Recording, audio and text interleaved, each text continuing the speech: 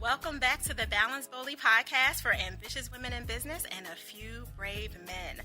I'm your host, Naketa Ren Thigpen, excited to be back with you today. Woo! It is International Women's Week. Forget a day. We are all about the week and we are bringing you the business.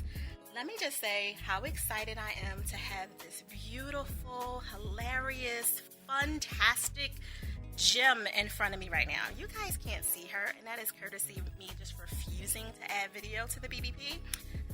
I just want to keep it simple, do audio only. So you're going to have to lean in and pretend you know what she looks like. And she's fabulous and gorgeous and wonderful and all the things. Miss Lia Garvin, the author of Unstuck, Reframe Your Thinking to Free Yourself from the Patterns and People That Hold You Back. First of all, beyond being extremely influential in the tech space and working with major companies like Microsoft, Apple, and Google, and all the things, Leah is on a mission to humanize the workplace one conversation at a time. Sounds familiar? BBP is all about the conversations and making sure that you can pull back the curtain and really get to know her and her humanity, because that's exactly what she's doing inside the workplace. Leah, welcome to the BBP. How are you today? I am great. Thank you so much for having me here. And oh my God, I need to bring you to do my intros every time because I am blushing. Yes. Aww, thank you. Put me in your backpack.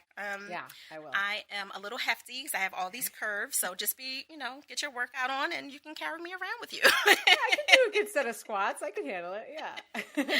I'm really excited to have you here for so many reasons. First of all, I think I was telling you before we got started, I am a professional stalker. So I made sure to really make sure that you were a reflection of the work that you put out in the world. And you definitely are doing that. I have to give you so many kudos from TEDx and all the big conferences that both you have coming up, as well as the things that you've already been doing in the world. But more importantly, you are a woman in a heavily male-dominated space, and you are equalizing things. You're not male bashing. You're not trying to say women are so much better. Like, from the work that I saw that you're doing, you're really about just strengthening the people that you serve. And something specific that came up for me, which was very interesting on a personal way, and I'll tell you in a minute, is on your IG, you had a quote that I thought was really awesome. And hopefully I won't misquote you, but you said, amplify impact at work by ditching saying just, J-U-S-T, because it weakens your authority. And I know you meant that for men and women, which is a huge thing to underline, because we used softer language sometimes when we're nervous or unsure of ourselves, or especially if we're dealing with imposter syndrome and all the things that can absolutely disconnect us from our work life and love, which is what we talk about here at the BBP.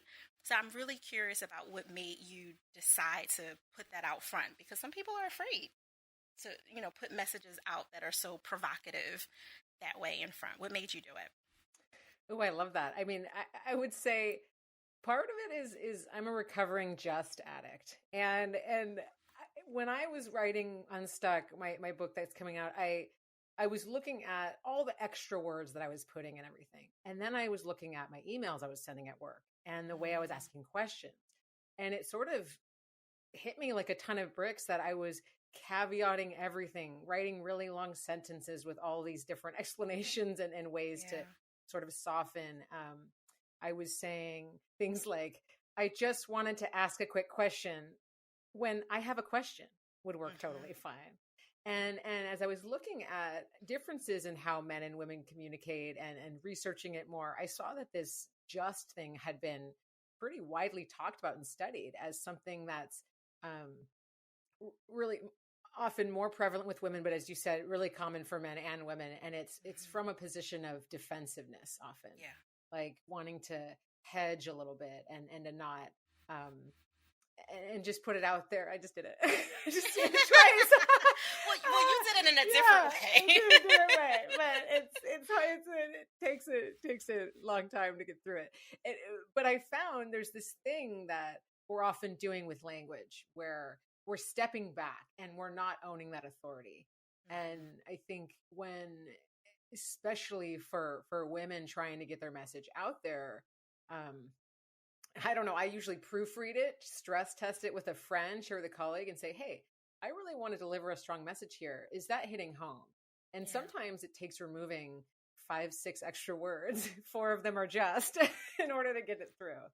Oh, yeah. So you write like me. I'm very verbal, Mhm. to Yeah. say the least, and with no apologies, right? Like I communicate with emotion and Yeah. all of it, but I also have to reread my emails to make sure that because I'm expressive and wanting to get Yeah. a point, maybe share an example of something in the email, that it didn't weaken the Yeah. the message that I was absolutely trying to drive home at the Yeah. end of the day. Yeah.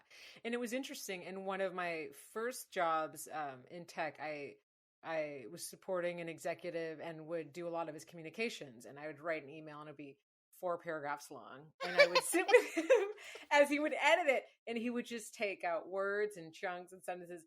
And I saw that what I had started with ended up being so much more brief Yeah. and then in turn so much more impactful. And I think that's something that we see working in the corporate world, especially as um, the more senior of audiences that you're communicating with, the less they are saying. and Hmm. and that was something interesting to observe. I think sometimes it has a coldness effect, it has a little bit of a dismissive effect, so I'm not saying it's the way. I actually don't choose kind of not to communicate that way. It's the same way Hmm. as you, so that I can Hmm. communicate warmth and add more context. But it is interesting to observe the differences there and to see, okay, what audience am I communicating with? If I'm Right. talking to a colleague that I'm close with, or if I'm communicating to a CEO or an executive and someone that kind of wants you to get to the point in that first sentence and then add context later. So from some of those earlier career experiences, I learned to really think through who's on the other end of this and then sort of tailor my communication.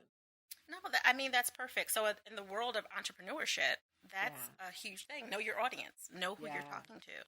And then it becomes challenging, just like I'm sure it does in the corporate world when you're in person, as well as when you have group emails, because there's multiple Yeah. personalities and style preferences for how to communicate. That happens a lot. And you're a speaker, so you get it. You're in front of a room full of a lot of people that might have a thread that's in common, but Yeah. their communication styles could be vastly different and diverse, and that can be challenging when you got one microphone and Yeah. you're got and Yeah. 5 minutes or 20 minutes or whatever the case is to Yeah. communicate your message without softening yourself to the point that you don't seem as confident and Yeah. courageous and strong as you should, but also without demeaning people's experiences, because I'm sure you use some storytelling and Yeah. some examples from all the experiences that you absolutely hold as credibility to add value to what you're sharing when you're helping people unlock and reframe and ultimately thrive in their workplace. But it can be really diminishing when we say, you know, all I had to do was just get a mentor, right? Yes. Yes. Life changed for me in the corporate world when I just did this or Yeah. I just did that. My husband and I talk about this all the time. He's a podcast addict like I am, but in a much different level, right? As men typically are when they get very fixated on things. And one of the strongest things that will have him go, ugh, like when he's listening to something, is because someone just said just about how Mm. they got to a certain point in their career as they're communicating with an audience that probably aspires to Yeah. get to that place. It's like, that's so diminishing. It wasn't just this simple thing. It Yes. might have been a mentor and a lot of struggle and experiences and losses and maybe divorces and all kinds of things in between before you could get to that point. So I've really valued from a personal perspective when you were like, this is not tolerated. We do not do Yeah. this here. And if you do, be mindful of it. Like you said when you were talking earlier, like, oh, I just said it. You said it in context, though. Yeah. And just be mindful to kind of self-correct yourself. So I loved that you're doing that not only with your clients and who you're coaching to help them reframe, but you're doing it for yourself. Yeah. Oh, yeah. I mean, I live in a constant state of reframe. I would say I love your point about not only diminishing your points in the just example, but diminishing the struggle and Mm-hmm. what it took to achieve something. And I think as as my book launch has been approaching and I just did this TED talk, I was thinking about how hard it was to get there, Yeah. and how when I post something on LinkedIn or something, it might seem like, look at me, I have these great things going on, yay! And those were after repeated rejections and Mm-hmm. failures and disappointments, and those stories need to be told too. I didn't Yeah. just find a publisher. No, no, no. I worked on this book for 2 years. It was rejected by agents, different things. And finally, after working, like continuing to revise it and reframe it and approach it different ways, that's where Yeah. I hit something. Same with my TEDx. I had wanted to do a talk in that form for years, had applied many years to many different conferences. And I Mm-hmm. kept having to fine tune my approach and really refine my message. And I really like sharing that story as these really exciting milestones are coming up for me, because that's what it takes. And Yeah. my exercise of reframing that rejection was about, I was disappointed. I let myself sit with that a little bit, feel Mm-hmm. really, really like, why me for a little while, and then Mm-hmm. saying, okay, but I still want this thing. So I'm going to have to change my approach. And there's no just in that. There isn't. And Leah, I have to honor you for being so gracious and vulnerable in that, because there's a lot of people at your level and all the things that you've accomplished that would not have been so honest about the fact that it was a struggle, right? Some people are like, oh, I have a major publisher and I'm done a TEDx and I'm up for the what is it, SXSW? I can never say it. Oh, yes. South by Southwest. Yeah. Yeah, South by Southwest Conference. I'm very special and I read the letters out straight. But right? Like, but you have all these like really amazing things and you could have just minimized the work that put in it. But as a true ambitious woman, you understand tenaciousness and the fact Mm, that it's necessary not only to be tenacious, but to be open to learning yeah. from your own mistakes and honoring the process that came with Yeah. that. Yeah. That's pretty dope. Thank you. And I found as a coach, that's where I think you can connect best with people and help people find that power within themselves. Mm-hmm. Um, I learned along the way coaching, you're not really supposed to talk about yourself and share your story. And I said, I don't really agree with that. Sorry. I think it works so much better when people feel seen. And it Mm-hmm. doesn't mean you talk about yourself the whole session, but you share Mm-hmm. insight into, God, I know why this is so hard. I'm there too. Mm-hmm. And especially coaching women in the workplace, women in corporate, and working um, on team effectiveness and building inclusive teams.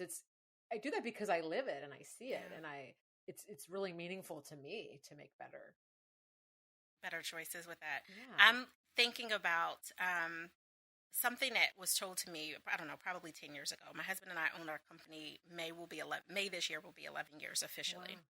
I try not to count the unofficial moments, but and somewhere along the road, someone said, because my background is licensed clinical social worker, trauma specialist, and then I added coaching and all the sexology and all the other things that have kind of consumed my CV at this point.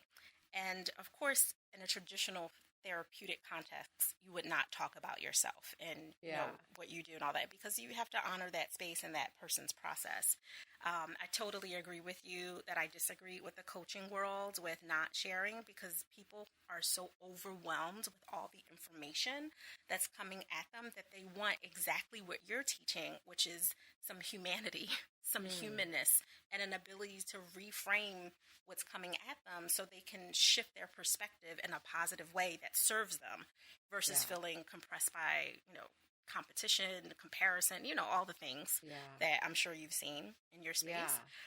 And some of our favorite, we work with a lot of power couples and married women entrepreneurs. A lot of them are from the tech space, environmental, electrical engineers, like all kinds of people that some are celebrities, but most are not. And the thing that came up the most was like, "Oh, Naketa, you talk to tech people. They don't think like that. They don't want to hear stories." I was like, "I don't know who you talk to." Yeah. But all of our clients are like, "Thank you for sharing that. Thank you for not only your professional experience working with families and couples and all that, but thank you for sharing you're a woman who's been married almost 30 years, that you have adult kids and have gone through some things. And sometimes you don't like your kids, all the Yep. things. Yeah. Thank you, because it made me feel like a human and not being judged versus feeling like you have to talk in some other kind of code. And I'm curious because of all the work you've done past your corporate life as well as your current as an author. April 5th, pre-orders, baby.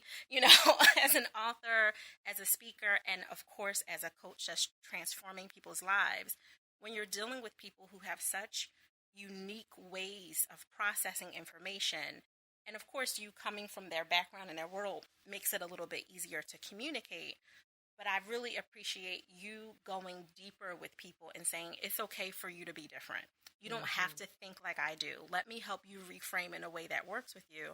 So I'm curious what your experience has been with your clients when they're like, yeah, all this reframing is working at work, but when I go home, I'm dealing with Joe, John, and Jane, and they don't get this new Tina, who's working with Lia Garvin, who's changing and thriving at work. They see such a difference with who this person is. And now my family's not used to the new transformed me.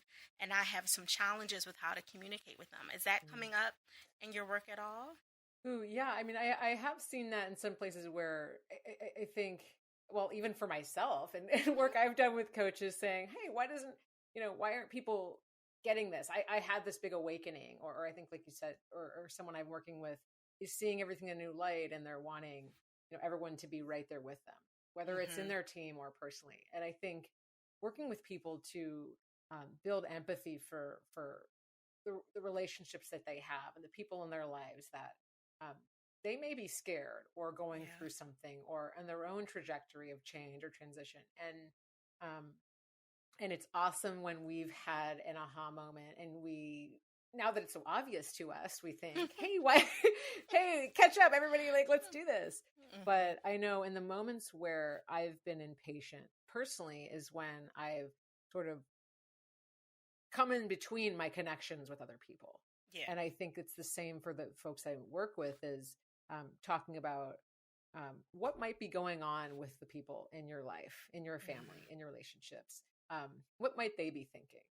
And by having them think less analytically and more sort of in this additive of what's happening outside themselves, I think people can really see that we're all in different phases all the time. And it's awesome if you've reached this new space of openness. And it's also okay if someone's on their own journey and taking their time in their own place. And I think it's also, people might want to say, well, how do I help them get there? And the thing with coaching is what works for one person doesn't work for someone else. And Amen. so, right.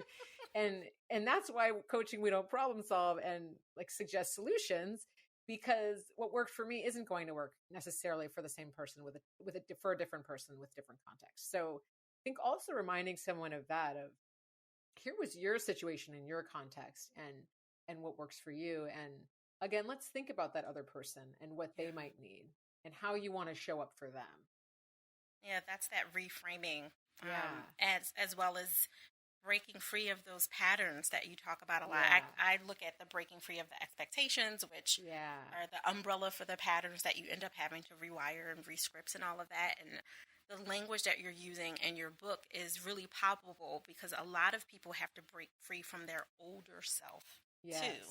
That's, when people read your title, they might think that you're just talking about other people and, other people's patterns, the toxic relationships and such that, both platonic and romantic, that you have to get away from. But you're like, no, let's look at the pattern that's no longer serving you. Maybe it helped you survive your first 10 years, in the workplace. And now that you're a director, a leader, a C-suite person, or maybe you're transitioning into owner and moving over, that way of being 10, 15, 20 years ago may not be serving you, mama. It might be suffocating you right now. So I really appreciate that you're looking at that and actually giving people tools for not just saying, here are all your issues, here are all your problems, but here are some ways that you can serve the world better by looking at them to see what's not working as well as some ways to fix it. Are you dropping any like Yeah. tangible gems in that book that's coming out? Yes. And I mean, I would say especially, I love your point on looking at some of the patterns, especially from a leadership lens. Like, think about, we were talking about the brevity in emails, right? And I think the way we used to communicate maybe in the workplace 5-10 years ago was really more curt and like get to the point and things. And people are wanting more emotion. They're wanting more connection. So I think even when we think about what are some of the, like, how do you succeed in business sort of tips we maybe grew up with, sort of challenging those and really getting to know who our workforce is made up of. It's a huge aspect of the inclusion side and belonging side of diversity, equity, inclusion, belonging, of really making sure we're not prescribing one way of communicating versus another that happen to work with one group of people, which is not the majority, or we don't aspire to have as the majority. Right. And so I think, in the book, I talk more about our individual sort of relationship with with managing a lot of these challenges at work. In my workshop facilitation and more of my work outside of there, I look more at the team dynamic side of that. And I think a lot of that goes to having conversations within teams around what are the norms of how we want to communicate, right? Like, we're talking a lot right now about work-life balance and, not sending me a chat at 9 p.m. and saying, don't worry, you don't have to respond, but it's kind of better if you do. Setting that balance. But there's a lot deeper, I think, we can go with some of those norms. Like, how do we celebrate each other? How do we say I'm having a hard day and I need space? Yes. How do I just be a human? Because you're coming, if you're working from home, which many folks are, you're coming into my room and seeing me like all the time. And maybe I'm kind of uncomfortable with that. If you're going into work, maybe there's extra stress on you because, it's, you may be putting yourself at risk, or you're in, you're dealing with the commute or dealing with the stress of the lack of flexibility, things like that. So I think we need just to be talking about this a lot more than we are. No, 1,000%. I'm laughing on the inside when you like, how do I let people know that I need more space? Yeah. Like, just call Naketa, because I have zero issue with that at all. A lot of the work that I do with our couples is helping them become more intentionally selfish. And it sounds like a juxtaposition of sorts, but it's actually by being more selfish intentionally, not about ego or, making people feel unwanted. You are creating that space for yourself to do the work, to heal, to thrive, to relax, to recharge, like all of, it's a sexier way of saying give yourself permission to pause, right? Like, just be provocative about it and be intentionally selfish and say, you know what, you're too close to me. I need this time to get this report done, and I need you to not interrupt me. Thank you. I'll bring you some tea when I'm done. Right? And be okay with it. And a lot of that work for me came from the reframe. Reframing what it meant as a giver who is constantly helping, serving, doing my entire multiple decades on this earth, personally and professionally, as I had to look at, like, wait a minute, something's out of sync, pun intended here, out of balance. And as brilliant and as beautiful as I know myself to be, no shame there with saying it, I was being more unbalanced because I wasn't reframing and unlocking my own patterns, right? And seeing what was going on. Of course, with help. Like, you can do some of the work in a self-healing way, but the real healing happens when you go to a surgeon, right? Like, when you can get to the root of, I don't want to use the C word as an example of this, but when you can get to the root of whatever is really going on, which in this case might come from going to see a Miss Lia Garvin, or, right? You know what I mean? Like, going to see someone who is a surgeon that can help you speed up your process of healing, because although you did some surface healing on your skin wound issue of whatever was going on, there was something underneath of there that you can't get to. And knowing that you have to go to someone who's on the outside of you to be able to see what you can't see is crucial to your growth whether you are a corporate entrepreneur, being a couple, being single and savvy and loving it, whatever it is. Like, we're kind of talking more work specific, but it applies across Yeah. all of your work life and love. Yeah, exactly. And one of the concepts, actually, the first concept I talk through in the book is feedback, right? And you're Mm-hmm. talking about, when you go to work on yourself, you're going to have to be willing to hear feedback. And whether that's from your own inner critic or another person, or Mm-hmm. looking at the feedback that's been shared with you that maybe was you didn't want to really hear or think about. That And part. that part's kind of the worst. But and it doesn't mean we have to start thrashing, going, I need to change this and that and the other about myself. But it's about, looking at, well, what are the messages that I'm getting from the people around me about how I'm being perceived, Yeah.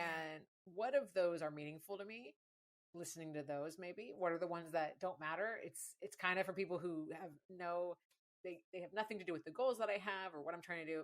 Tossing those aside Mm-hmm. and really, like you say, sort of um, trusting that there is some information there that you can learn from.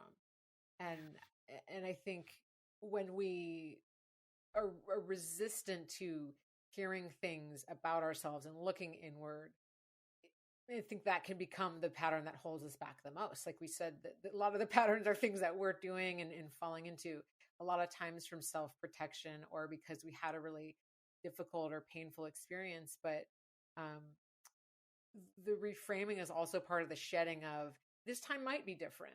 This Mm-hmm. boss might be different. This relationship might be different. This situation, I'm different, right? Every day we're different. So Hopefully. yeah, hopefully that's right. Maybe not. Yeah. But we're striving to be different. Yeah. Right. No, I love that. You guys can't see Leah smiling, but the sarcasm shines bright on my face, and she complimented it. I'll leave that there. So I'm curious, with all the work you're doing, the traveling, the speaking, raising a little people, like all that you have going on, how are you able to create space so you can give yourself permission to pause? Yeah. A couple of things. I take time every morning. I get up about an hour and a half before my toddler, and so she's got to keep on that schedule, otherwise she throws off my whole plan. So I get up about an hour and a half early, and just take some time to do some exercise, either some yoga or go on a walk if it's nicer out. Read, do a little personal writing, kind of for fun. I always like to start the day with that space or that Yeah. pause, so that I don't feel like, I think days I don't, things just feel like they're piling up and I didn't get to take a breath. And so my my time always comes right at the beginning of the day, and it also makes me really excited to get out of bed because I get to do it, spend the time on something I want to do. And so Yeah. even if I have a hard day coming up, um, I've taken that space for me and what I love, and then I'm more present and excited when my toddler wakes up, and everything goes well from there. Yeah, I appreciate that you are taking control of your morning, Yeah. from the perspective of, I can power up my day and get the ball rolling in the direction that I want it to go. I can't control how it goes, Yeah. but I can at least, right, like add Yeah. to that. And then I'm sure you kind of have a wind down process, assuming that Yeah. the baby is healthy and, Yeah. is not super clingy that day, Yeah. which I don't know, when does that happen? But Yeah. I mean, my Mhm. toddler's in a phase where she started having like one of those elaborate bedtime routines where she needs has 8 Yes. different requests. And one night I Mhm. saw her actually counting on her fingers if she had gone through all of her steps. I literally was like, hey, do you have a list Okay. you're running through? This is too much for me. She is a Yeah. true. What are they on now? Generation A. Like, she's a whole new breed of Yeah. baby. Yeah. So sometimes it takes Wow. long, but yeah, my wind down is often really similar. Either, um, sort of closing out my day, trying to get off tech, obviously is tough, but maybe reading or maybe watching a show, something a little bit mindless, not diving back into the emails though. Yeah, I love how you said that so clean. Leah said, a little mindless. Meanwhile, I'm like, I needed something ratchet. I just needed something that had nothing to do with nothing. Yeah. So I appreciate that. How can people connect with you and learn more about what you have going on in the world, and especially to pre-order your book? Where can they go? Yeah. So I think best place is to check out my website at www.liagarvin.com. I'm also, feel free to reach out to me on LinkedIn. Just find me there. And on my website, you can pre-order my book on Amazon, Barnes & Noble, Target, any of those outlets. Comes out April 5th. So really excited to be sharing that with the world. And I'd love to hear from you. I'd love to hear people's stories and how they're doing and how they're reframing what they're working on. Yeah, I love that. All right, so BBP listeners, I can't talk. You see that? I'm so excited. Make sure that you go to Leah on LinkedIn specifically, because one of the best things about LinkedIn is when you send a direct message from there, she can see your face. You can actually customize the message. Please do not send one of those generic, I would just like to connect with you messages, because if she's anything like me, she's going to ignore it. So make sure you say, like, hey, heard you on the Balance Boldly podcast. You are, in fact, an ambitious woman, and here is my takeaway. Please share, because those stories from you guys matter. Not only does it allow you to potentially connect with Leah and go in whatever road that's supposed to go, potential client, power partnerships, whatever the universe has for you, but it also lets her know that her story, her vulnerability, her strength in showing up and sharing so freely and fully of herself, it mattered to you. So make sure you do that specifically on her LinkedIn.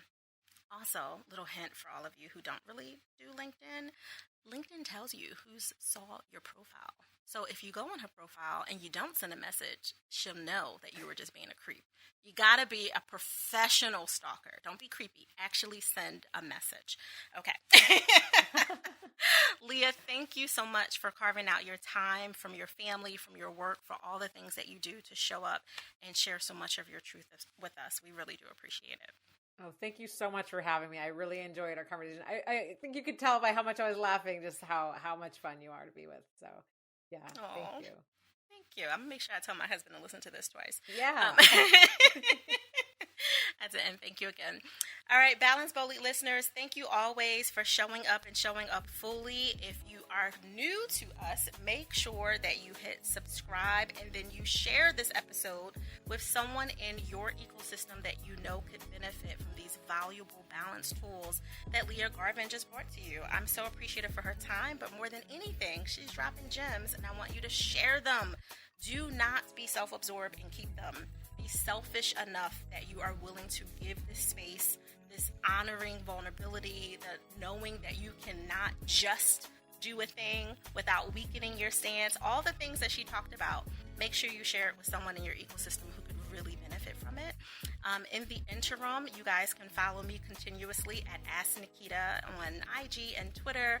But more than anything, come talk with me on Twitter Space, because we're continuing the conversation of healing and thriving all over. And I'm really looking forward to those very open live conversations. Until next time, enjoy the balance of your day. But remember, do it bold.